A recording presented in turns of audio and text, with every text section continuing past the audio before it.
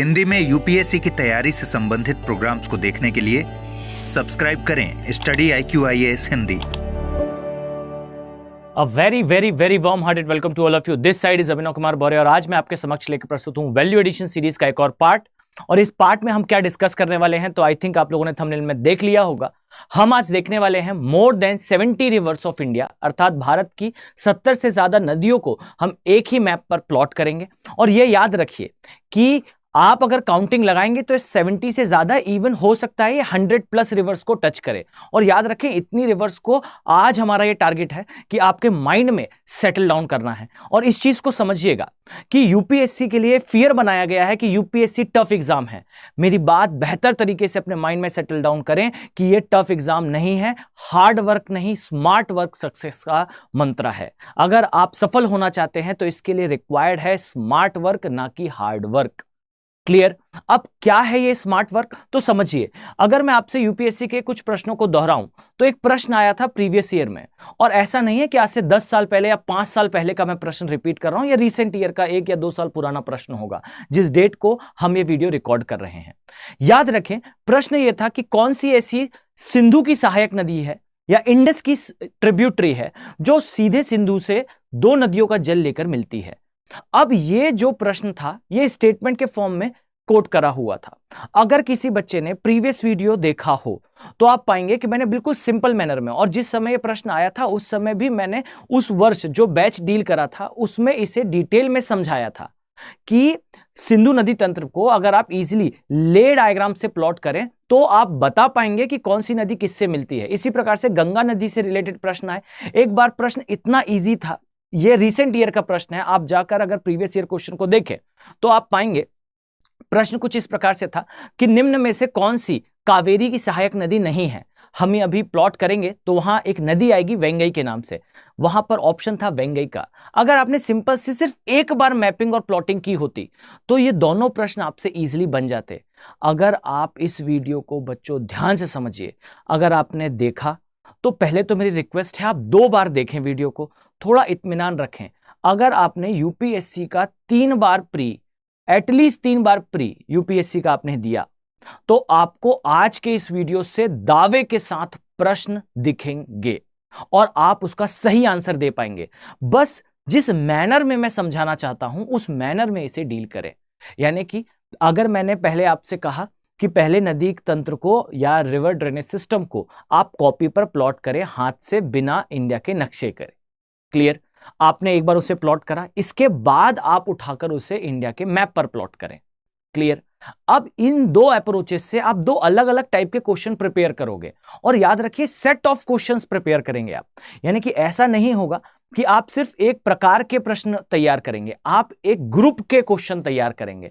और मैं 100% श्योरिटी से कहता हूं कि ऐसा बीते 10 सालों में नहीं हुआ कि यूपीएससी ने एक भी प्रश्न ना पूछा हो रिवर्स में से। क्लियर? अर्थात नदियों से रिलेटेड प्रश्न आते हैं, बनाने लायक प्रश्न आते हैं, out of universe, out of context प्रश्न नहीं होते, प्रश्न बिल्कुल इजी होते हैं।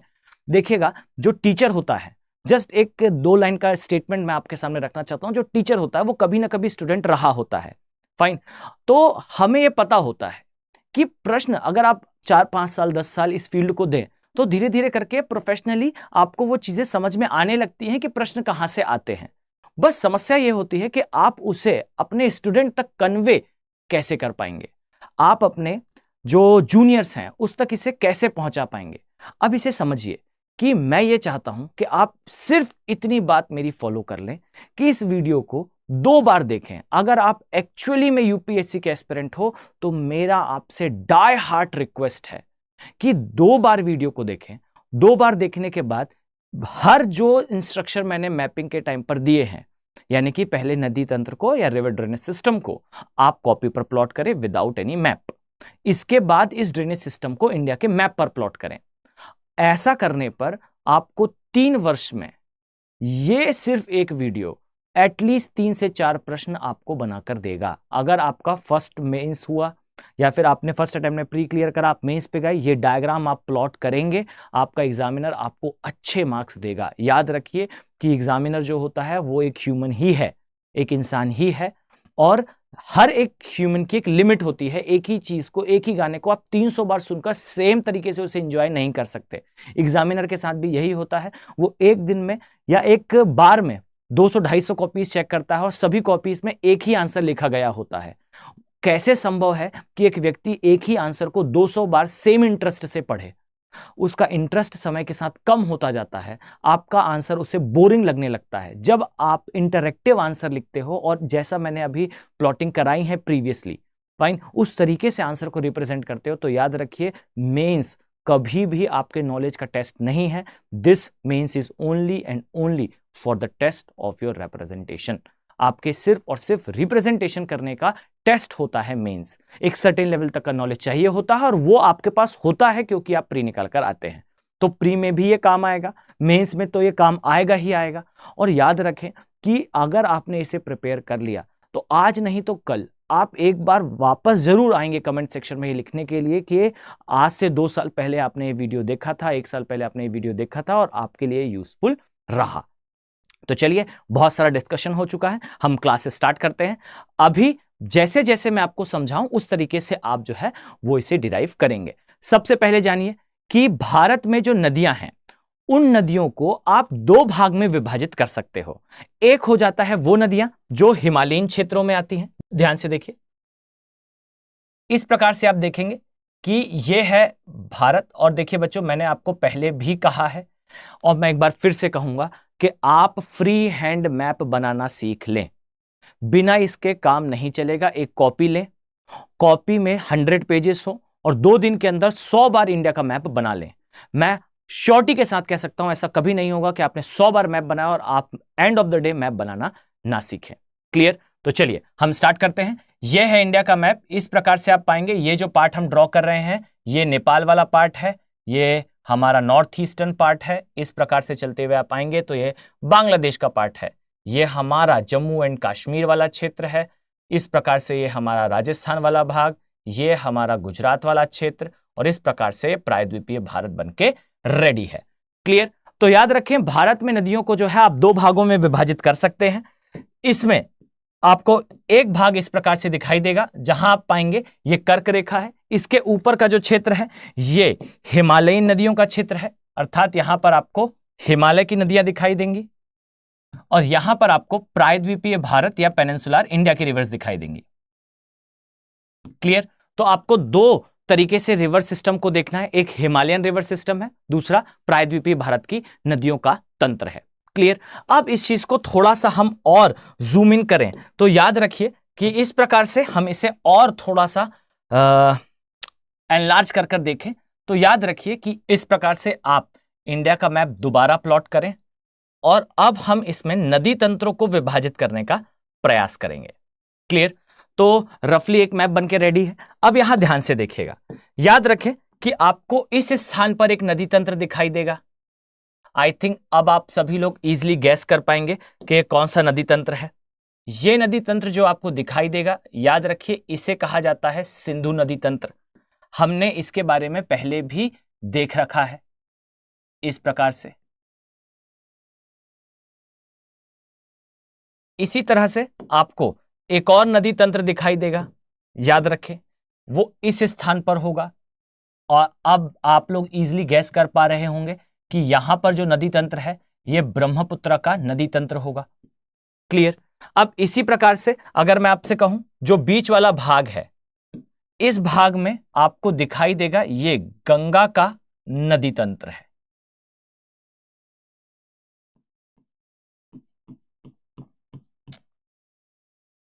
अर्थात हमने अभी उत्तर भारत में 3 नदी तंत्रों को देखा।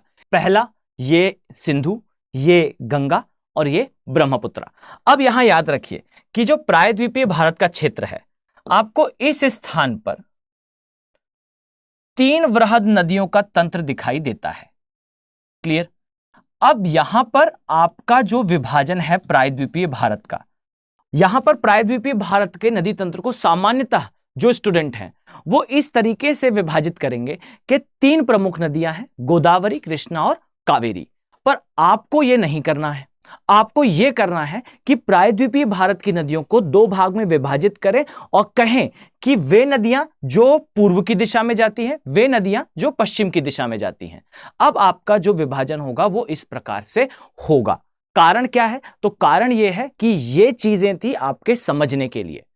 एग्जाम में कैसे आपको इसको लिखना है तो मैं आपको अभी बताऊंगा। एक भारतीय महाजल विभाजक पर्वत श्रेणी को, क्लियर, इसे great Indian water divide system कहा जाता है।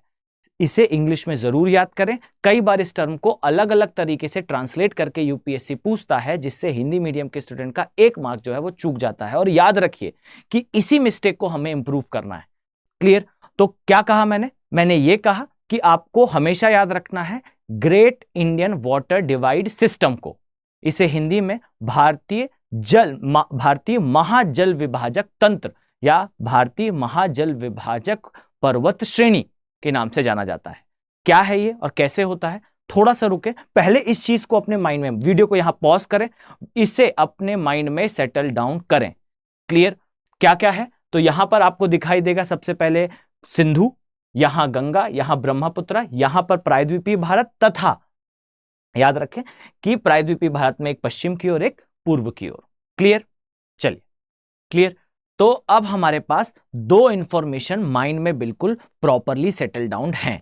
क्या क्या? तो यहां पर ध्यान से देखें। एक ये इंफॉर्मेशन है कि भारत में नदियों को जो है आप दो प्रकार से, इस प्रकार से विभाजित कर सकते हैं। सेकेंड इंफॉर्मेशन है कि आप नदी तंत्र को जो है एक बार इस तरीके से भी विभाजित कर सकते हैं। पॉइंट क्लियर है? चलिए, तो अब आ जाएं, हम आते हैं इंडिया की रिवर्स की प्लॉटिंग पर और भारतीय जल विभाजक पर। क्लियर? तो यहां ध्यान से देखिए, हमको एक बार फिर से ड्रॉ करना पड़ेगा इंडिया का मैप। और जिन बच्चों को यह नहीं पता कि क्या होता है जल विभाजक, तो बस सिंपल सी लैंग्वेज है कि ऐसा कोई भौगोलिक क्षेत्र जहां आपको दिखाई दे कि उसके दोनों तरफ दो अलग अलग दिशा में प्रवाहित होने वाली नदियां उपस्थित हैं, उसे जल विभाजक कहा जाता है। कुल मिला के मान लेते हैं कि एक पर्वत है, तो उस पर्वत के एक तरफ और उसके दूसरे तरफ दोनों दिशाओं में नदियों का प्रवाह है, तो इसे बेसिकली कहा जाता है जल विभाजक। पॉइंट क्लियर है? चलिए आ जाए, ध्यान से देखिए। अब यहां हम एक जल विभाजक बनाने वाले हैं। याद रखिए, आपको इस स्थान पर इस प्रकार से दिखाई देता है अरावली। इस प्रकार से आपको दिखाई देगा, ये जो हम ड्रॉ कर रहे हैं ये है अरावली। अब यहां पर है विंध्य, यहां है सतपुड़ा। आई थिंक आप लोगों ने प्रीवियस वीडियो देखा होगा। अब मैं इसे कनेक्ट कर देता हूं। फाइन, यहां ध्यान से दे। और ये वास्तविकता में कनेक्टेड नहीं है, ये हम स्टडी पर्पसेस के लिए कनेक्ट करते हैं, जिससे हम ये पता लगा सके कि वास्तविकता में जल विभाजक है कहां पर, मतलब कौन सा ऐसा क्षेत्र है भारत में जिसके द्वारा आप ये विभाजित कर सकते हैं कि भारत में कुछ नदियां इस तरफ और कुछ नदियां इस तरफ जाती हैं। क्लियर? तो चलिए यहां ध्यान से देखें, यह है अरावली, इस प्रकार से आपको दिखाई देगा, यह है विंध्य, इसी प्रकार से आपको इस स्थान पर दिखाई देगा, यह है सतपुड़ा वाला भाग। और अब यहां ध्यान से देखिए, यह जो क्षेत्र आपको दिखाई देगा यह है हमारा पश्चिमी घाट वाला भाग। यह है भारतीय महाजल विभाजक। कैसे? तो ध्यान से देखिए, ये अगर मैं इस प्रकार से जूम आउट करूं तो यहां आपको दिखाई देगा, इस तरह से आप पाएंगे कि इस स्थान पर आपको मुख्यतः, जस्ट अ सेकेंड, इस स्थान पर आपको मुख्यतः नदी दिखाई देगी गंगा के नाम से, और इस तरह से गंगा अपना डेल्टा का निर्माण करेगी। क्लियर? अब इसी प्रकार से आपको यहां एक नदी दिखाई देगी जो है सिंधु के नाम से, और ये अपना डेल्टा इस दिशा में निर्मित करेगी। क्लियर? अब इसी प्रकार से आपको इस दिशा में जाती हुई गोदावरी, कृष्णा तथा कावेरी दिखाई देगी। अब याद रखिए कि ये जो है ये पूर्व की दिशा में बहने वाली नदियों का क्रम है। इसी प्रकार से आपको पश्चिम की दिशा में दिखेगा कि ये है नर्मदा। इसी तरह से आपको एक और नदी दिखाई देगी जिसे कहा जाता है तापी। क्लियर? इसी प्रकार से यहां आपको और भी नदियां दिखाई देंगी जो खंबात की खाड़ी में, अब ये वाला पार्ट मैं आपको पहले भी करा चुका हूं, ये खंबात की खाड़ी का क्षेत्र है। इसके पश्चात आपको यहां पर कुछ अदर नदियां भी दिखाई देंगी, जैसे गोवा वाले भाग में मांडवी और जुआरी, इसी प्रकार से कर्नाटक वाले भाग में शरावती, भरतपूसा, पेरियार और पंबा। ये बेसिकली जाती हैं किस दिशा में? पश्चिम की दिशा में। ये केरल की नदियां हैं। अभी याद करने का प्रयास ना करें, मैं पूरी प्लॉटिंग आपको समझाऊंगा। तो याद रखिए कि आपको यहां पर भारतीय महाजल विभाजक में क्या क्या दिखाई देता है। तो याद रखिए, मैं यहां मेंशन करता हूं जल भारतीय महाजल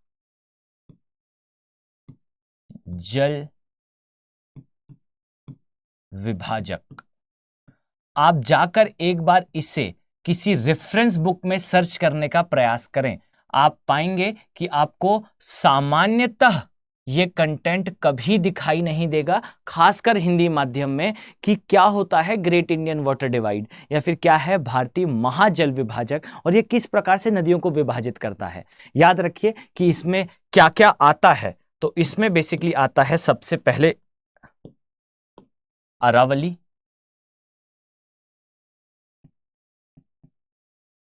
इसके पश्चात आता है विंध्य पर्वत, इसके पश्चात आता है सतपुड़ा, इसके बाद आता है पश्चिमी घाट।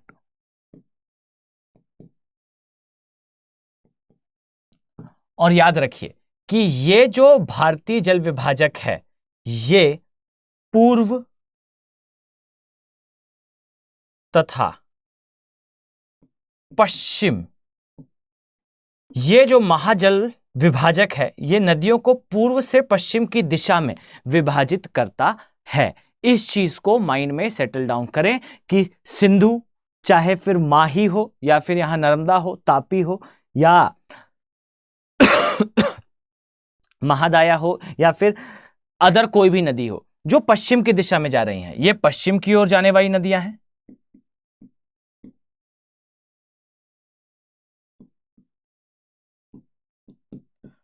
और इसी प्रकार से आपको इस तरफ पूर्व में प्रवाहित होने वाली नदियां दिखाई देंगी। तो इस चीज को माइंड में बेहतर तरीके से कंसोलिडेट कर लें। ओके, अब हम आ जाते हैं मेन प्लॉटिंग पर। ध्यान से देखिएगा, अब हम स्टार्ट करते हैं इंडिया के नक्शे पर बेसिकली प्लॉटिंग ऑफ रिवर्स। चलिए, तो हम स्टार्ट करते हैं। ध्यान से देखिएगा कि नदियों का क्रम कुछ इस प्रकार से है। आपको इस स्थान पर दिखाई देगी एक झील। आई थिंक आप सभी अब अवेयर्ड होंगे इसके नाम से। याद रखिए, इसे कहा जाता है मानसरोवर झील। क्लियर? यह है मानसरोवर। क्लियर? यहां से आपको एक नदी उद्गम लेती हुई दिखाई देगी। आप सभी को याद होगा, इसे कहा जाता है सिंधु। याद रखिए कि इस तरह से सिंधु का प्रवाह होगा और सिंधु इस स्थान पर जो है अपना डेल्टा का निर्माण करेगी। क्लियर? इसी तरह से याद रखिए कि सिंधु की सहायक नदियां, ये है झेलम। झेलम जो है वो शेषनाग बेरीनाग झील से इसका उद्गम होता है तथा उद्गम लेने के पश्चात पाकिस्तान जाती है और पाकिस्तान में चिनाब नदी से मिलती है। इस प्रकार से आपको ये एक नदी दिखाई देगी, इसे कहा जाता है चिनाब। और झेलम जो है चिनाब में अपना जल विसर्जित करती है। इसी प्रकार से आपको यहां पर रोहतांग दर्रे के पास से निकलती हुई दिखाई देगी राबी, और राबी के पास से ही आपको दिखाई देगी ब्यास। अब यहां याद रखने योग्य बात है कि ब्यास कभी भी पाकिस्तान नहीं जाती। इस प्रकार से ब्यास जो है भारत में ही सतलुज में अपना जल विसर्जित करती है तथा विसर्जित करने के पश्चात आपको दिखाई देगा कि ये अदर सभी नदियों का जल लेते हुए पाकिस्तान में प्रवेश करती है तथा अपना जल सीधे सिंधु नदी के अंदर विसर्जित कर देती है। तो यहां मैं नेमिंग अगर करूं तो ध्यान दीजिएगा, यह है सिंधु,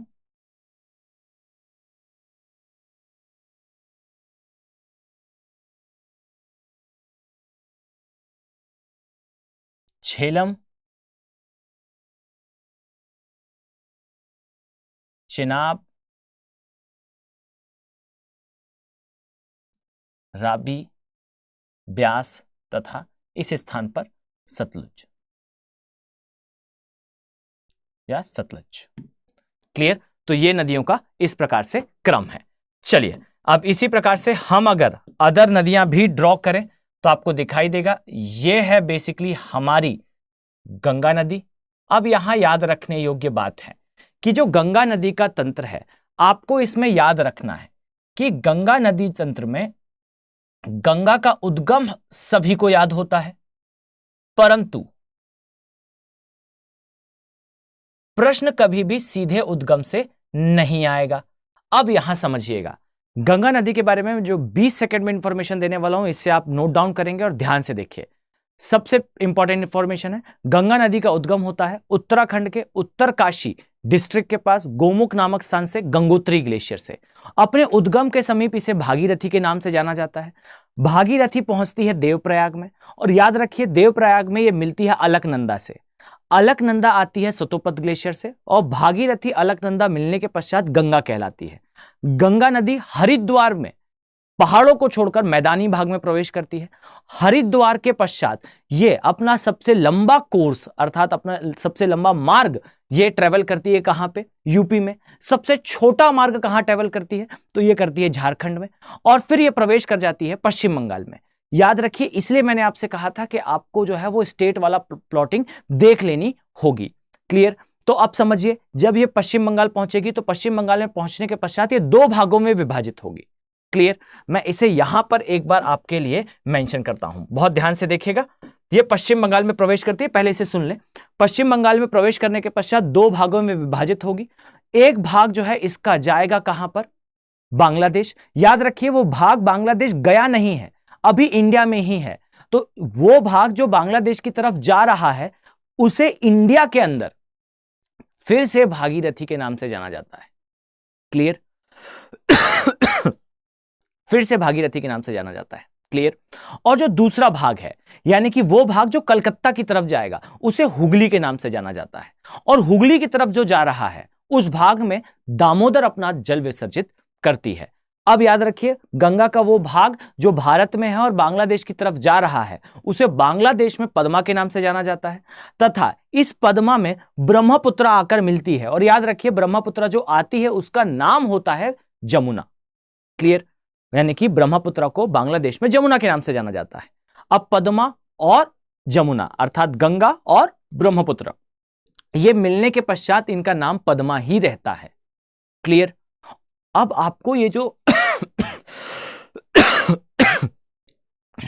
अब आपको ये जो कंफ्यूजन हो रही है सुनने में, ये नहीं होगी जब आप इसे इस प्रकार से मैपिंग के फॉर्म में प्लॉट कर लें। ध्यान से देखें, ये है बेसिकली गंगा का नदी तंत्र। आप डिटेल में जब जाएंगे तो याद रखिए, ये है बेसिकली भागीरथी। क्लियर? यहां से इस प्रकार से आएगी, ये मिली इससे अलकनंदा। याद रखिए, ये जो स्थान है इस स्थान को कहा जाता है देवप्रयाग। क्लियर?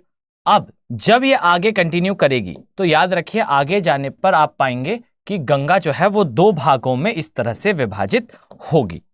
याद रखिए, जब ये इस प्रकार से कंटिन्यू जाएगी तो एक धारा जो है वो बांग्लादेश की तरफ जाएगी और एक धारा जो है वो चलते हुए इस प्रकार से अलग होते हुए यहां नीचे आएगी।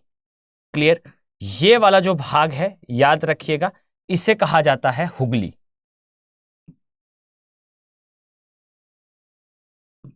और याद रखिए, यहां पर आकर मिलती है इससे दूसरी नदी जिसे कहा जाता है दामोदर। क्लियर?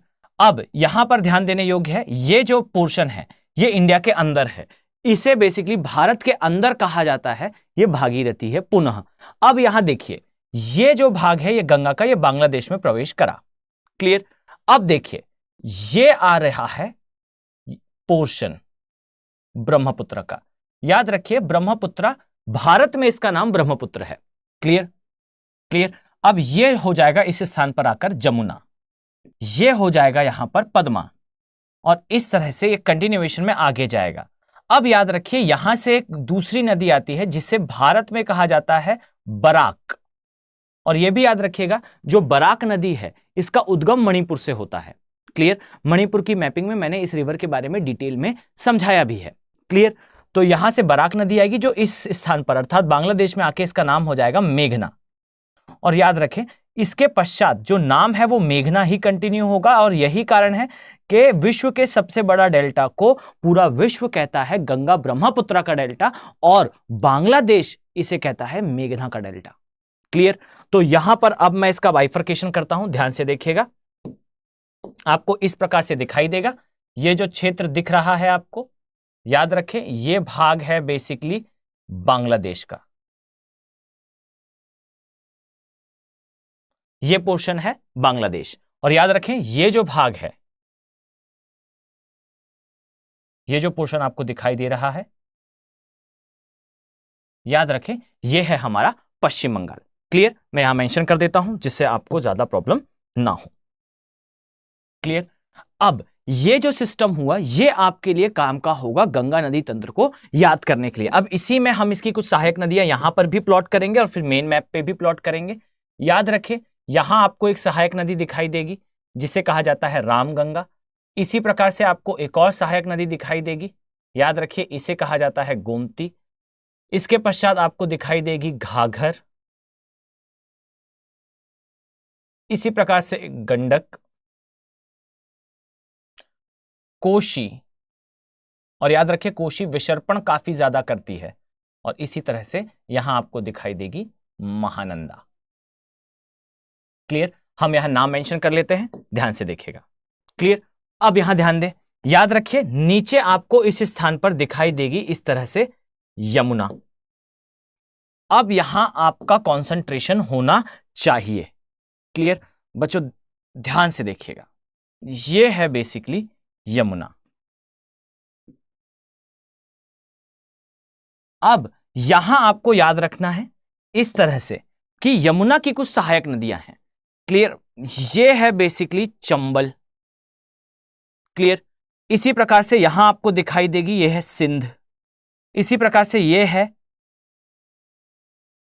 बेतवा, इसी तरह से ये है केन, और इसी तरह से यहां से एक और नदी आती हुई दिखाई देगी जिसे कहा जाता है सोन। क्लियर? इस प्रकार से यहां आपको चंबल दिखेगी, यहां आपको सिंध दिखेगी, यहां आपको बेतवा दिखेगी, यहां आपको केन दिखेगी। और याद रखिए कि इस तरह से आपको यहां पर केन बेतवा लिंक प्रोजेक्ट भी दिखाई देगा। यह क्षेत्र घड़ियालों के लिए काफी प्रसिद्ध है, और इसी प्रकार से आपको इस स्थान पे प्रयागराज दिखाई देगा। और याद रखिए प्रयागराज से चलते हुए अगर आप कलकत्ता तक जाएं तो याद रखिएगा यही भारत का नेशनल वाटरवे फर्स्ट है। और ये याद रखिए कि नेशनल वाटरवे फर्स्ट जो है वो उसी क्षेत्र में आता है जहां गंगा डॉल्फिन मिलती है। क्लियर? तो ये इंफॉर्मेशन माइंड में हमेशा सेटल डाउन रखें। क्लियर? तो इसे अपने माइंड में सेटल डाउन हमेशा रखें। अगर किसी स्टूडेंट को इसकी पीडीएफ चाहिए हो तो आप सभी मेरे टेलीग्राम चैनल को फॉलो कर लें, वहां मैं डेली क्लास एंड होने के बाद आपको पीडीएफ प्रोवाइड कर दिया करूंगा।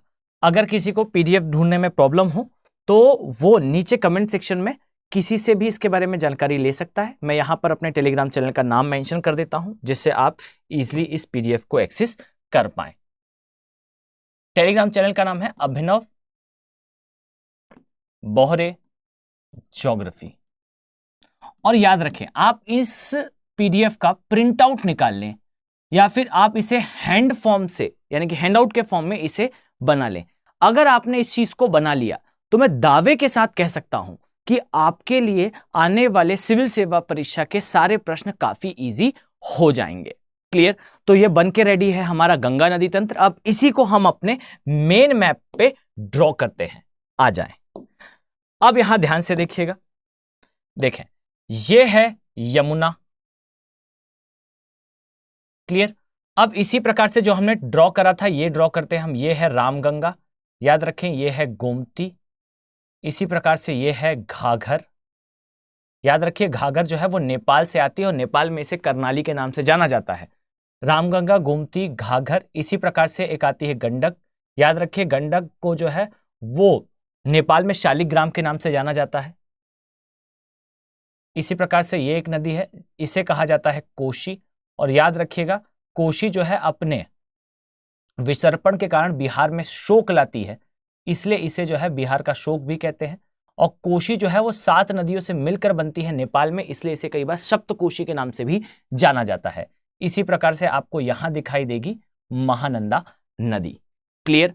चलिए, इसी प्रकार से आपको यहां पर दिखाई देगी ब्रह्मपुत्र। अब यहां ध्यान से देखिए, यह ब्रह्मपुत्र नदी है। क्लियर? याद रखिएगा ब्रह्मपुत्र की जो सहायक नदियां हैं, इसमें आपको याद रखना होगा, एक है ये नदी जिसे कहा जाता है सुबनसिरी। क्लियर? इसी प्रकार से एक नदी ये है जिसे कहा जाता है मानस, तथा एक नदी यहां पर आपको दिखाई देगी जिसे कहा जाता है तीस्ता। याद रखिए कि तीस्ता नदी जो है वो सिक्किम वाले भाग से आती है, मानस नदी जो है वो भूटान वाले भाग से आती है, तथा सुबनसिरी जो नदी है ये आती है बेसिकली अरुणाचल वाले क्षेत्र से। क्लियर? इसी प्रकार से आपको याद रखना है, नीचे आपको एक नदी और दिखाई देगी। अब आपको मुझे बताना है, कुछ वर्क आप भी करें कि ब्रह्मपुत्र की कौन सी ऐसी सहायक नदी है जो नीचे की दिशा से आती है। इसके ऊपर यहां पर 2 नदी और हैं, एक का नाम है दिबांग और एक का नाम है लोहित। क्लियर? माफ कीजिएगा, दिहांग है और फिर है लोहित। क्लियर? इसी प्रकार से यहां पर आपको फिर बराक नदी दिखाई देगी। इसी प्रकार से आपको फिर यहां पर बराक नदी दिखाई देगी। क्लियर? अगर किसी को समझने में समस्या हो रही हो तो याद रखें, मैं एक लेमैन डायग्राम यहां पर ब्रह्मपुत्र के लिए प्लॉट कर देता हूं, जिस प्रकार से हमने गंगा का ड्रॉ करा था। याद रखें यह ब्रह्मपुत्र नदी है और यह बेहतर तरीके से अपने दिमाग में सेटल डाउन करें कि आपको इस प्रकार से इजीली कहीं पर भी देखने को नहीं मिलेगा रिवर ड्रेनेज सिस्टम का क्लियर कट एक्सप्लेनेशन। मैं चाहता हूं कि आप इसे आवश्यक रूप से अपने आंसर में अपनी कॉपी पर मेंशन करें। अगर आपके लिए ये सीरीज इंपॉर्टेंट है तो याद रखें, इसे थोड़ा शेयर करें। जितना इसका रीच होगा उतना ज्यादा मैं मोटिवेटेड फील करूंगा आपको ज्यादा से ज्यादा इस प्रकार का कंटेंट डिलीवर करने के लिए। तो चलिए ध्यान से देखें, जस्ट अ सेकेंड। यहां पर यह है बेसिकली ब्रह्मपुत्र नदी।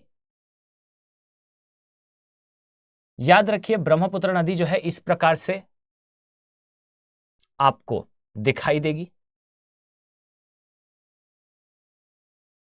यहां पर ये जो मैंने टर्न दिया है, याद रखिए ये टर्न किसी रीजन से है। याद रखिए ब्रह्मपुत्र नदी जो है वो अपने मार्ग में जैसे ही, इस प्रकार से एक बार फिर से ड्रॉ करते हैं, ध्यान से देखिए। याद रखें कि ब्रह्मपुत्र नदी जैसे ही भारत में इस प्रकार से प्रवेश करती है तो ये कुछ चैनल्स में डिवाइड होती है। अब ये क्यों चैनल्स में डिवाइड होती है तो इसे समझने के लिए थोड़ा सा वेट करें, ध्यान से देखिए। याद रखें आपको इस स्थान पर एक पर्वत दिखाई देगा, पर्वत का नाम आपको याद रखना है, इसे कहा जाता है नामचा बरुआ पर्वत। और याद रखिए नामचा बरुआ पर्वत अरुणाचल प्रदेश में आता है और यहीं से ब्रह्मपुत्र जो है वो भारत में प्रवेश कर जाती है। याद रखें कि ब्रह्मपुत्र का जो उद्गम है तिब्बत के पास मानसरोवर झील से होता है तथा तिब्बत में इसे सांगपो के नाम से जानते हैं। सांगपो का मतलब भी याद रखिएगा, इसे ये तिब्बतियन लैंग्वेज का वर्ड है और इसे बेसिकली कहा जाता है वो चीज जो शुद्ध करती है। क्लियर? तो ब्रह्मपुत्र को तिब्बत वाले भाग में सैंगपो के नाम से जाना जाता है। इसके पश्चात ये भारत में प्रवेश करती है और भारत में कहां पर प्रवेश करती है तो याद रखिएगा अरुणाचल प्रदेश में। और इसी प्रकार से याद रखिएगा अरुणाचल प्रदेश में ये प्रवेश करती है नामचा बरुआ पर्वत के पास से। और याद रखिए यहां पर इसका नाम होता है दिहांग। क्लियर? मतलब ब्रह्मपुत्र को अरुणाचल प्रदेश में दिहांग के नाम से जाना जाता है। और अपने एटलस में मार्क करें, पेज नंबर 16 के आसपास आपको मिलेगा, इसे कहा जाता है, एक स्थान है जिसे कहा जाता है पासीघाट। यह पासीघाट के समीप 2 नदियों से मिलती है, इसलिए मैंने आपसे कहा था सभी नदियां मैं मेन मैप पर प्लॉट नहीं कर पाऊंगा। यहां आपको 2 नदियां मिलेंगी, एक को कहा जाता है दिबांग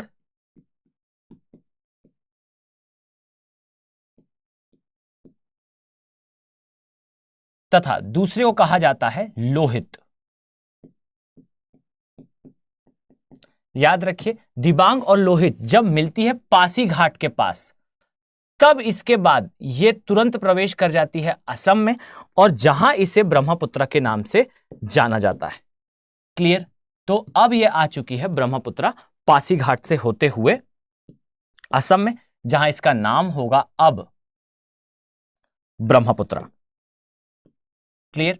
अब याद रखिएगा कि यहां आपको दो नेशनल पार्क मिलेंगे, एक यहां पर नेशनल पार्क मिलेगा, याद रखिए इसे काजीरंगा नेशनल पार्क कहते हैं, और इसी प्रकार से अब आपको यहां पर इसकी सहायक नदियां दिखाई देंगी। ये है सुबनसिरी, ये है मानस, ये है तीस्ता, यहां पर आपको दिखेगी बराक, यहां पर आपको एक नदी दिखाई देगी जिसका नाम आपको मुझे बताना है। क्लियर? ये याद रखिएगा, इस प्रकार से ब्रह्मपुत्र का नदी तंत्र है, आप इजीली इसे अंडरस्टैंड कर पाएंगे। क्लियर? मैं यहां नाम मेंशन करता हूं। अब यहां ध्यान से देखिए, याद रखिए कि आप पाएंगे यहां से एक नदी हमने पहले ही ड्रॉ कर रखी है, इसे कहा जाता है गंगा, और गंगा जब इस स्थान पे आती है तो इसे कहा जाता है पद्मा। अब जब ये मिलेगी तब इस धारा का नाम है पद्मा। ये ब्रह्मपुत्र का इधर आते ही नाम हो जाता है जमुना, और ये मिलने के पश्चात कहलाती है मेघना, और इस नदी का नाम भी है मेघना, और भारत में इसे बराक के नाम से जाना जाता है। क्लियर? तो ये है बेसिकली नदी तंत्र ब्रह्मपुत्र का। अब देखिए ब्रह्मपुत्र के कितने नाम हैं, एक है सेंगपो, एक है दिहांग, एक है ब्रह्मपुत्र, एक है जमुना, एक है पद्मा, एक है मेघना। क्लियर? तो ये है ब्रह्मपुत्र का नदी तंत्र, और इसे भी हमने जो है वो इस स्थान पर प्लॉट कर लिया है। क्लियर? चलिए अब आगे बढ़ते हैं, हम दूसरी नदियों को प्लॉट करना स्टार्ट करते हैं। ध्यान से देखें तो ये आपको दिखाई देगा इस तरह से, ये है चंबल, इसी प्रकार से यहां आपको दिखाई देगा ये है सिंध, बेतवा, केन, और याद रखें ये है लास्ट इस स्थान पर, जस्ट अ सेकेंड, इस स्थान पर ये है सोन। क्लियर? अब यहां देखें तो आपको दिखाई देगा ये है दामोदर। क्लियर? अब याद रखिए इस स्थान पर कुछ अन्य नदियां भी हैं, इस प्रकार से यदि आप चाहें तो ड्रॉ कर पाएंगे। यहां है लूनी, इस प्रकार से यहां आपको बनास दिखाई देगी। क्लियर? अब थोड़ा सा हम आगे चलते हैं। याद रखिए कि ये हमने गंगा देखा, ये हमने ब्रह्मपुत्र देखा। अब मैं यहां एक और पार्ट डिस्कस करने वाला हूं। याद रखिए, इसे अपने माइंड पर हमेशा सेटल डाउन रखिएगा कि ये है बेसिकली हमारा गुजरात वाला भाग। क्लियर? अब याद रखें इस वाले क्षेत्र को इसे कहा जाता है, ये वाला जो क्षेत्र है इसे कहा जाता है गल्फ ऑफ कच्छ, और ये वाला जो क्षेत्र है इसे कहा जाता है खंबात की खाड़ी या गल्फ ऑफ खाम्बत। क्लियर? अब यहां पर जो नदियां जा रही हैं आपको हमेशा इसका क्रम याद रखना है। याद रखिए ये है इस स्थान पर दिखाई देगी, इसे कहा जाता है साबरमती। इस प्रकार से ये एक नदी है जिसे कहा जाता है माही। इसी प्रकार से यहां आपको एक नदी दिखाई देगी जिसे नर्मदा, तथा इसी प्रकार से यहां आपको दिखाई देगी इसे कहा जाता है तापी। तो याद रखिए गल्फ ऑफ खंबात में अपना जल विसर्जित करने वाली नदियों का क्रम इस प्रकार से है: साबरमती,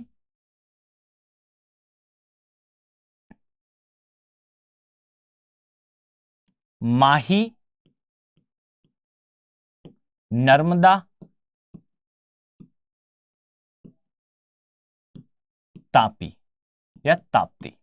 क्लियर? इसमें माही के लिए याद रखिएगा ये 2 बार कर्क रेखा को काटती है। ओके, तो इस इंफॉर्मेशन को अपने माइंड में सेटल डाउन करें। ये 4 नदियां आपके लिए सुपर इंपॉर्टेंट है, इसे इसेंशियली अपने नोट्स में मेंशन आप करेंगे। चलिए वापस आते हैं हमारे मैप पे। यहां पर हम एक इनिशियल लेवल पे इसे ड्रॉ कर लें। याद रखिए ये है साबरमती, ये है माही, इसी प्रकार से यहां आपको दिखाई देगी ये नदी है नर्मदा, इसी प्रकार से आपको इस स्थान पर दिखाई देगी, यह है तापी। क्लियर है? चलिए अब आए इस स्थान पर। याद रखिए अब हम कुछ नदियों को यहां एक्स्ट्रा प्लॉट करेंगे। क्लियर? अब ध्यान से देखिए और अपने माइंड में इस चीज को सेटल डाउन करें। ध्यान से देखिएगा, याद रखें यहां एक नदी है जिसे कहा जाता है सुवर्णरेखा। क्लियर? ये रांची के पठार से आती है। क्लियर?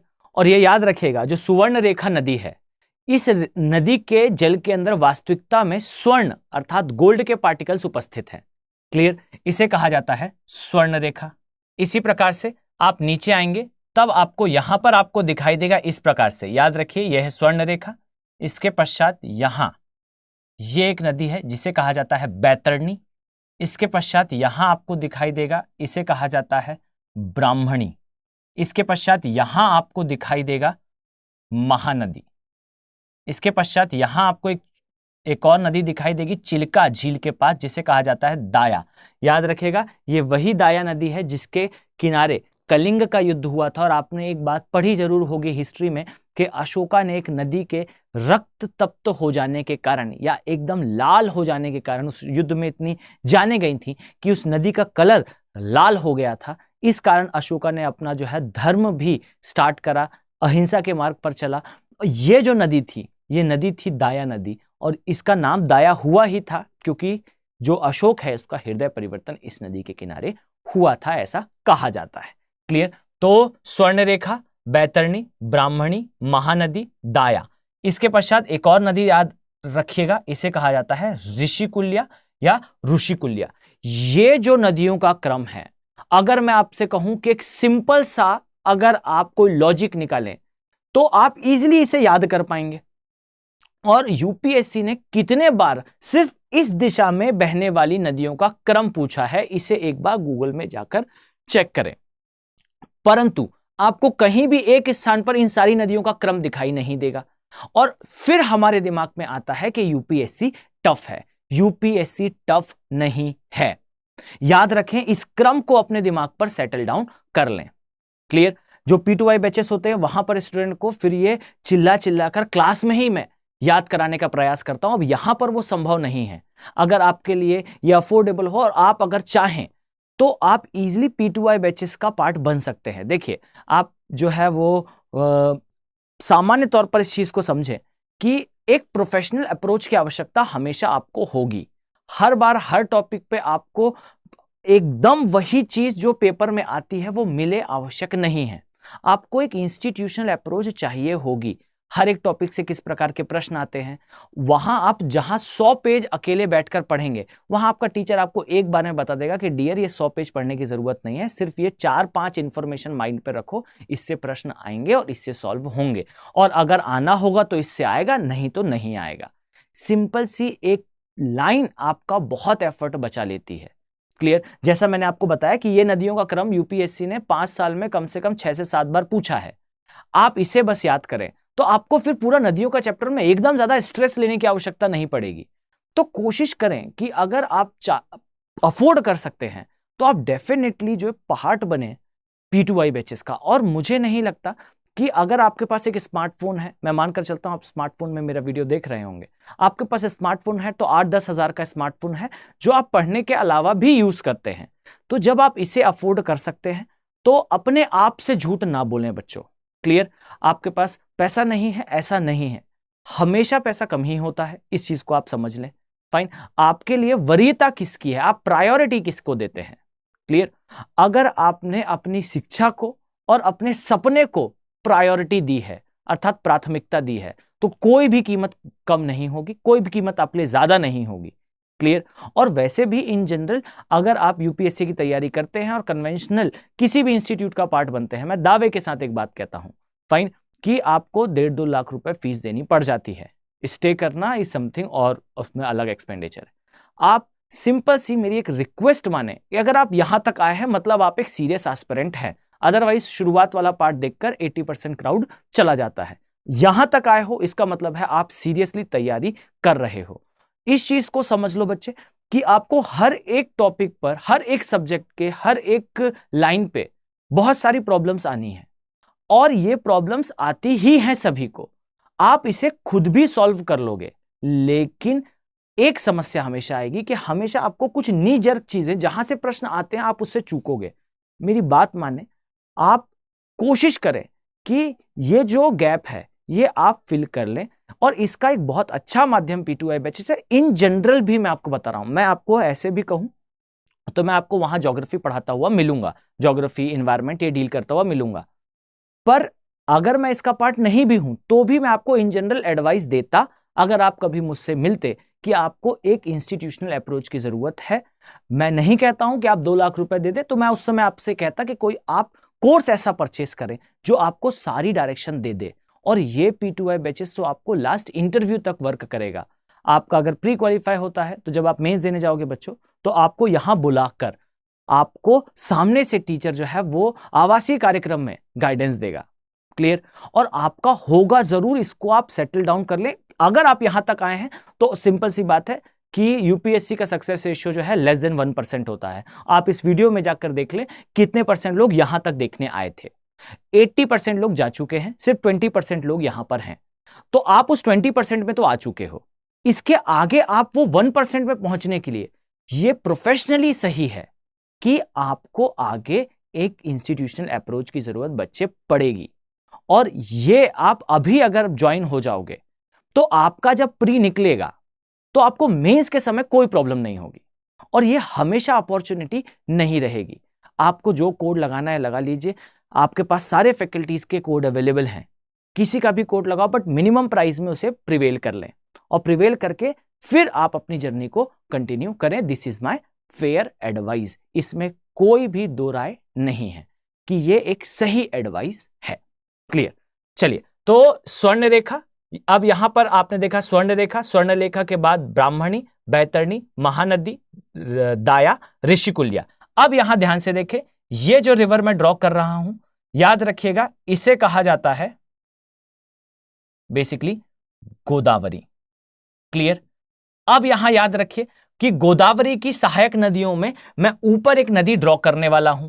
याद रखिएगा यहां पर इस प्रकार से आपको दिखाई देगा एक नदी। याद रखिएगा इस नदी को कहा जाता है 3 नदियों का संगम। क्लियर? मतलब यहां आपको 3 नदियां दिखाई देंगी। कौन कौन सी हैं? तो ये जो नदी आपको दिख रही है, मैं इसे यहां पर ड्रॉ कर दूं, ध्यान से देखें। याद रखें कि मैं रफली ड्रॉ करूंगा जिससे ये वीडियो की लेंथ बहुत ज्यादा लंबी ना हो, अदरवाइज आप लोग देखेंगे ही नहीं अगली बार वीडियो।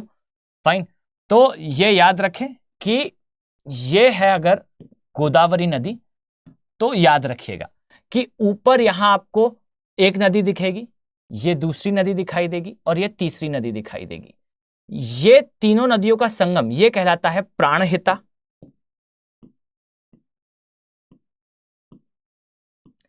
यहां पर 3 नदियां हैं, ये है पैनगंगा, ये है वैनगंगा,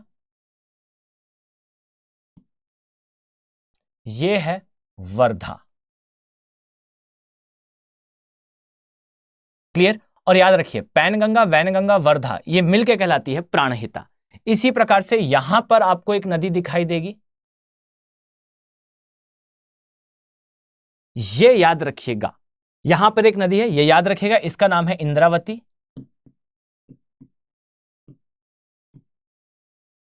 यहां नीचे आपको दिखाई देगा, याद रखिए इसका नाम है मांजरा। इसी प्रकार से यहां आपको एक और नदी दिखाई देगी, इसका नाम है किन्नारसाना।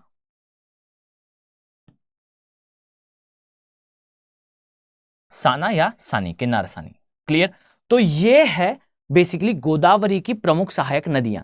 याद रखिए कि जब हम डिटेल में सिर्फ एक एक नदी को देखेंगे तब इसमें फिर अदर चीजें में निजाम सागर कहाँ है, या फिर इसके किनारे कौन कौन से शहर हैं, वर्धा जो है मध्य प्रदेश की एकमात्र नदी है जो दक्षिण की ओर प्रवाहित होती है, इस प्रकार से सारे डायमेंशंस को हम कवर करेंगे। याद रखें कि अभी अगर हम प्लॉटिंग पे आए जिससे मैप बेस्ड क्वेश्चन आपको आवश्यक रूप से बने, तो यहां प्राणहिता वाला एक डायमेंशन याद रखिएगा। इसी प्रकार से याद रखें यहां आपको दिखाई देगी इंद्रावती, और यह प्रश्न भी आया था कि इंद्रावती नदी जो है वो सीधे अपना जल विसर्जित कर देती है बंगाल की खाड़ी में, तो क्या ऐसा है? Answer is no. क्लियर? अब इसी प्रकार से आप आएंगे, ये है एक नदी जिसे कहा जाता है कावेरी, और याद रखिए गोदावरी, माफ कीजिएगा ये कृष्णा है, यहां जो नदी दिखाई देगी ये कृष्णा है। याद रखिएगा कि जो कृष्णा नदी है और गोदावरी ये संयुक्त डेल्टा बनाती है, ये गोदावरी कृष्णा के डेल्टा के नाम से जाना जाता है। और इसमें इसेंशियल इंफॉर्मेशन याद रखिएगा कि यहां शेल गैस मिलती है, ये एक प्राकृतिक गैस है, और शेल गैस को निकालने के लिए गुआर गम का उपयोग होता है, जिसकी खेती राजस्थान में की जाती है। इसी गुआर गम को इसरो यूज करने वाला है मार्स मिशन में ईंटें बनाने के लिए। क्लियर? तो इस प्रकार से आप देखेंगे तो याद रखिए। अब याद रखिए कृष्णा, जो गोदावरी कृष्णा है, जस्ट अ सेकंड, ये एक मांजरा रिवर रह चुकी है, मांजरा, और यहां पे आपको एक किनारसानी मिलेगी। क्लियर?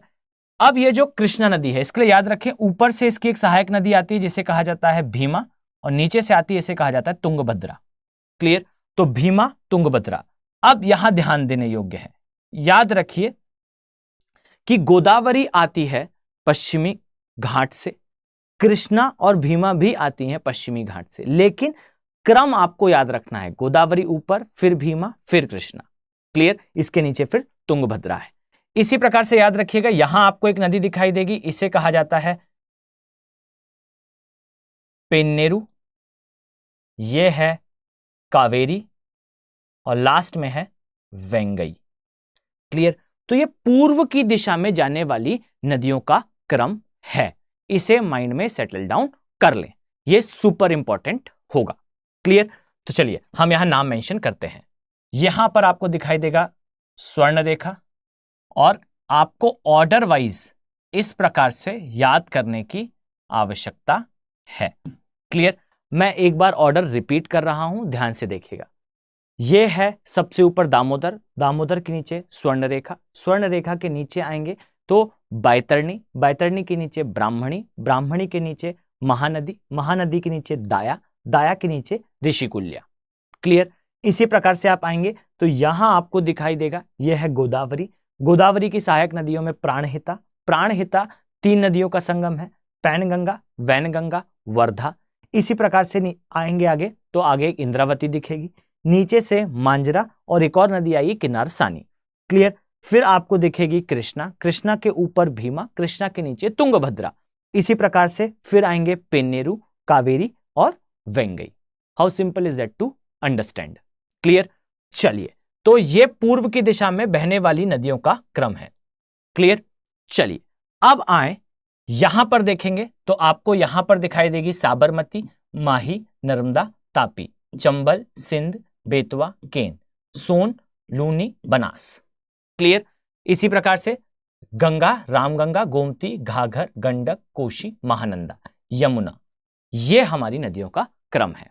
ओके, सभी का अलग से भी मैंने मार्किंग कर रखी है, तो आई डोंट थिंक कि आपको किसी भी प्रकार की समस्या का सामना करना पड़ेगा।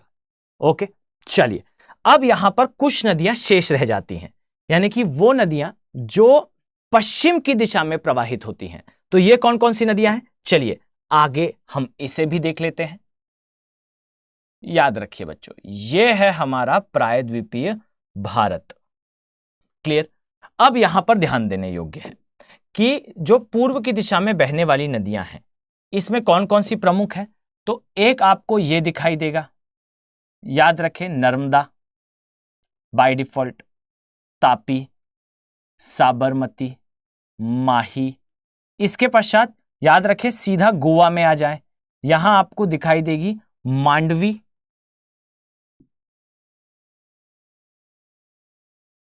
तथा जुआरी।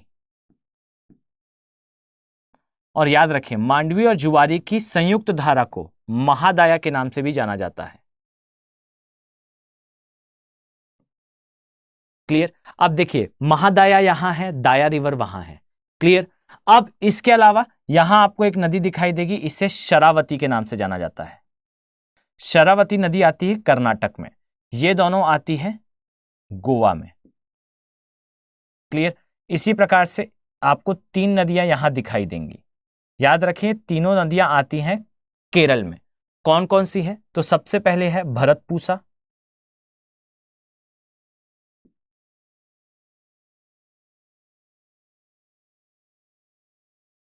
पेरियार,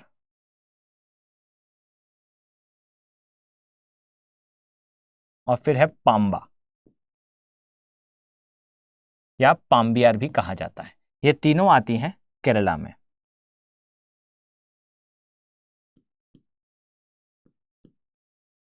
क्लियर? तो ये हमारी पश्चिम की दिशा में बहने वाली नदियों का क्रम है। इसमें याद रखिएगा जो भरतपूसा नदी है ये केरला की लॉन्गेस्ट रिवर है। ओके, और ये भी याद रखिएगा कि जो यहां पर झीलें हैं इन्हें कयाल के नाम से जाना जाता है। ये लगून झीलों का उदाहरण है। और इसके लिए एक और इंफॉर्मेशन आप अपने माइंड पर लेते हुए जाएं कि ये जो पश्चिम में बहने वाली नदियां हैं ये आपको पश्चिमी घाट से ही उद्गम लेती हुई दिखाई देंगी। क्लियर? तो ये पश्चिमी घाट से ही उद्गम लेती हैं और पश्चिमी घाट से उद्गम लेने के पश्चात इस दिशा में प्रवाहित होती हैं। तो ये जो हमने देखा ये लगभग 70 प्लस नदियों का क्रम होगा। मैंने काउंट नहीं करा है परंतु ये 70 से ज्यादा नदियां अप्रोक्सीमेटली हो चुकी होंगी। क्लियर? अब समझिएगा कि इसमें कुछ छोटी नदियां भी आती हैं। जैसे अभी तक मैंने आपने नोटिस करा हो तो मैंने डिटेल मैप में गंगा को बनाया है, मैंने डिटेल्ड मैप में ब्रह्मपुत्रा को बनाया है, डिटेल्ड मैप में मैंने आपको गोदावरी को बनाया है, परंतु हमने अभी तक सिंधु को नहीं बनाया। याद रखिए एक तो पहली चीज है कि मैं सिंधु का डायग्राम पहले बना चुका हूं, ठीक है, परंतु यदि आप चाहें तो आप एक बार इसे देख ले वहां जाकर कि किस प्रकार से बनता है। यहां पर कुछ चीजें आप ऐड आवश्यक रूप से करें। जैसे मैं यहां कुछ चीजें ऐड करना चाहता हूं, ध्यान से देखिएगा। यह है बेसिकली मानसरोवर झील। याद रखिएगा मानसरोवर झील से इस प्रकार से सिंधु नदी का उद्गम होता है। क्लियर? सिंधु नदी पाकिस्तान जाती है और दुष्ट पाकिस्तान में जाने के पश्चात यह डेल्टा का निर्माण करती है। क्लियर? यहां से एक और नदी निकलती है जिसे कहा जाता है झेलम। झेलम करती है विसर्पण और याद रखिएगा झेलम के विसर्पण के कारण इसे याद रखिए झेलम करती है विसर्पण और विसर्पण करने के पश्चात ये पीओके से होते हुए पाकिस्तान में प्रवेश कर जाती है। ये विसर्पण के कारण एक प्रकार की झील का निर्माण करती है जिसे गोखुर झील कहते हैं और इसे वूलर के नाम से जाना जाता है। कहां पर? जम्मू और कश्मीर में। अब यहां याद रखिएगा ये सिर्फ कहने की बात है, जब आप इसे डिटेल में पढ़ेंगे तो आप पाएंगे कि जो वूलर झील है ये वास्तविकता में गोखुर झील नहीं है, क्योंकि गोखुर झील पूरी तरह से अलग होती है नदी से, ये अभी तक पूरी तरह से अलग नहीं हुई है। क्लियर? चलिए इसी प्रकार से याद रखिएगा सिंधु झेलम आते हैं। यहां आप पाएंगे दो नदियां हैं चंद्र तथा भागा, ये मिलकर बनाती हैं चिनाब। क्लियर? तो ये है चिनाब नदी। क्लियर? अब आएंगे राबी। याद रखिए राबी जो है वो इस प्रकार से जाकर मिलती है चिनाब से। एक और नदी है जिसे कहा जाता है ब्यास और ब्यास में आपको दो डैम दिखाई देंगे। याद रखिए मैं अभी एक इनिशिएशन कर रहा हूं, आप नोटिस करेंगे तो मैं कुछ चीजें हर बार ऐड कर देता हूं। ये क्या है? तो ये आने वाले टॉपिक का इंडिकेशन है। क्लियर? अब यहां पर आपको एक पोंग डैम दिखेगा, यहां एक हरिके डैम दिखेगा, यहीं पर आपको एक आगे भाखड़ नंगल डैम दिखेगा। ये संगम पर है सतलुज नदी पे और यहीं से फिर इंदिरा गांधी कैनाल जाएगी। हम ड्रेनेज की ओर बढ़ जाएंगे जहां से और भी ज्यादा प्रश्न आते हैं। अगर आप सभी लोग इसे थोड़ा सा सपोर्ट करें सीरीज को और ज्यादा से ज्यादा इसे शेयर करें तो हम आगे इसका कंटिन्यूएशन लेकर जरूर आएंगे। ये जो दिखाई दे रहा है याद रखिएगा ये नदी है, इसे कहा जाता है क्या? सतलुज। और सतलुज और ब्यास ये मिल जाएंगी और फिर सतलुज या सतलज नदी जो है वो आगे जाएगी पाकिस्तान में और पहले ये कनेक्ट कर लेगी चिनाब के थ्रू अदर सारी नदियों का जल। अब ये डायग्राम हमने दोबारा क्यों प्लॉट करा है तो यहां ध्यान से देखिए, याद रखें कुछ सहायक नदियां हैं सिंधु की जो आपको जाननी चाहिए। यहां याद रखें कि एक नदी यहां पर दिखाई देती है सिंधु की सहायक नदी जिसे जास्कर नदी के नाम से जाना जाता है। क्लियर? एक नदी आपको यहां से दिखाई देगी जिसे श्योक के नाम से जाना जाता है। इसी प्रकार से आपको यहां पर एक और नदी दिखाई देगी, याद रखिए इसे काबुल के नाम से जाना जाता है। क्लियर? तो काबुल, श्योक, जास्कर ये भी इसकी अपर सहायक नदी है या ऊपर की दिशा की सहायक नदी है। याद रखिए सिंधु की सारी सहायक नदियां नीचे की दिशा से आती हैं जो मुख्यतः हमने पढ़ी हैं। तो याद रखिए कुछ ऊपर की दिशा से अपर हिमालयन ट्रिब्यूटरी भी कहा जाता है। तो याद रखिए अपर हिमालयन ट्रिब्यूटरी या हिमालय के ऊपरी क्षेत्र से आने वाली सिंधु की सहायक नदियों में एक आपको दिखाई देगी श्योक, एक आपको दिखाई देगी काबुल, एक आपको दिखाई देगी जास्कर।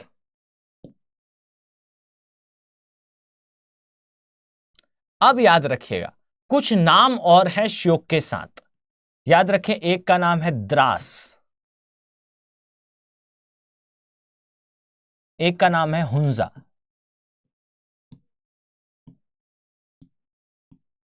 क्लियर? तो द्रास, हुंजा, श्योक, जास्कर, काबुल, ये कुछ ऐसी और सहायक नदियां हैं सिंधु की जिससे रिगार्डिंग कभी प्रश्न आ सकते हैं। याद रखें इसके ज्यादा आपको कभी भी याद करने की आवश्यकता नहीं है। क्लियर? तो ये नदियों का क्रम है सिंधु का।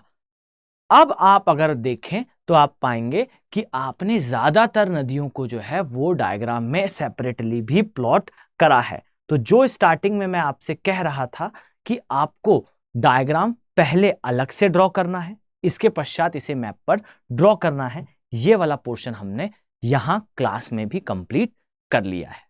आई होप बच्चों आपको ये सीरीज पसंद आ रही होगी। अपने कमेंट जरूर सेक्शन में मेंशन करें। आपके सारे एक एक कमेंट मैं बहुत ध्यान से रीड करता हूं। याद रखें कि अगर आप इसी प्रकार से क्वालिटी और रियल यूपीएससी लेवल का कंटेंट देखना चाहते हैं तो प्लीज इसे शेयर करें, क्योंकि जैसे जैसे इसका रीच बढ़ेगा ये एक नया प्रयास है पुरानी ओल्ड स्कूल लर्निंग को वापस लाकर हमारे हिंदी माध्यम के रिजल्ट को इंप्रूव करने का। और याद रखिए कि एक जो टीचर होता है वो कभी ना कभी स्टूडेंट, जैसे मैंने पहले बताया कि वो स्टूडेंट जरूर रहा होता है और अपना एक जो ड्रीम होता है वो स्वयं तो शायद कंप्लीट नहीं कर पाया, तो वो देखना चाहता है कि ये जो नॉलेज है ये नॉलेज कहीं आप तक पहुंचे और कोई इसको यूटिलाइज करके वो ड्रीम अचीव करे जो आपने कभी देखा होता है। फाइन, आई नो ये बहुत जल्दी डाइजेस्टेबल नहीं होता, पर जैसे जैसे आप आगे बढ़ेंगे तो आपको ये चीज फील होना स्टार्ट होगी। ईश्वर करे कि आपका सिलेक्शन बहुत जल्दी हो, फाइन, पर अगर नहीं हो पाता तब के कंडीशन में आपके अंदर एक फीलिंग जरूर आएगी कि आपने जो मेहनत करी थी उसको आप यूटिलाइज नहीं कर पाए, आप उस चीज को कैश इन नहीं कर पाए, पर कोई और जरूर करे। फाइन, तो कुछ उस प्रकार का प्रयास है कि आप जो है इस चीज को कैश इन करें और इसके नोट्स बनाएं और इसे शेयर करें। शेयर करने से होगा क्या कि हम ये समझ पाएंगे कि हम सही दिशा में जा रहे हैं, और अगर हम सही दिशा में जा रहे हैं, और जहां तक मेरा मानना है कि हम जरूर सही दिशा में जा रहे हैं, तो इसे थोड़ा शेयर करके पुश करें जिससे हम मोटिवेट हो सके आगे इस सीरीज को कंटिन्यू करने के लिए। क्लियर? तो चलिए मिलते हैं एक और इंटरैक्टिव वीडियो में और आपका नॉलेज एनहेंस करते हैं। Have a very nice day बच्चों, थैंक यू। हिंदी में यूपीएससी की तैयारी से संबंधित प्रोग्राम्स को देखने के लिए सब्सक्राइब करें स्टडी IQ IAS हिंदी।